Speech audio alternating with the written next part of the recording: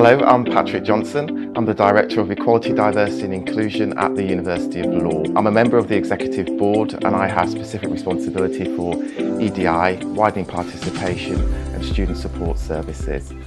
So my session is going to be looking at ethnic diversity in higher education and where there's a lack in leadership roles. The title of my session will really say about I cannot be what I cannot see. And I thought this was really crucial and important to highlight role models, and I think the role they play in terms of attracting and increasing ethnic diversity within leadership roles. Grayson Perry, when he thinks about leadership and he looks at people at the top, he very much talks about default man.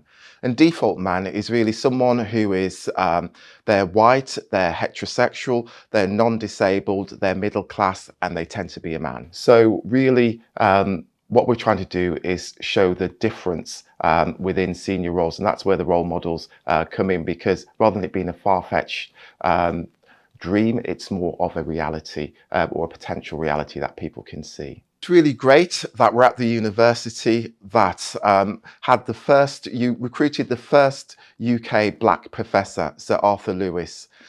And I really want to explore what progress has been made since 1948 in terms of increasing that ethnic diversity within leadership positions. So have we made any progress in higher education? Well, I think that's quite relative and it depends on who you speak to. The voices in the boardroom will say that there's been great improvement. If you speak to women and ethnic minorities, they'll say there'll be a lot more to do. I think the data does show that there has been progress, absolutely.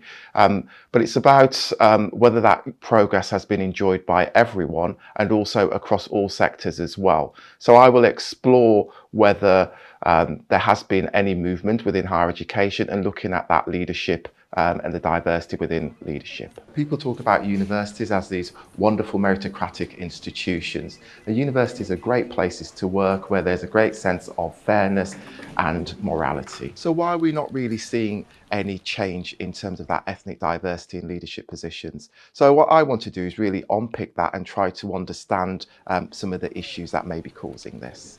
So are there things that we can do to support change?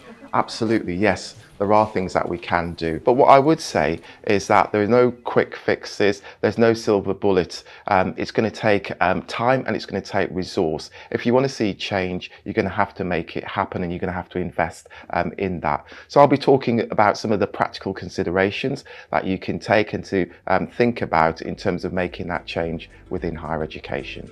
I hope you can join me at the AUA conference on the 7th and the 8th of July at the University of Manchester. It would be really great to see you there.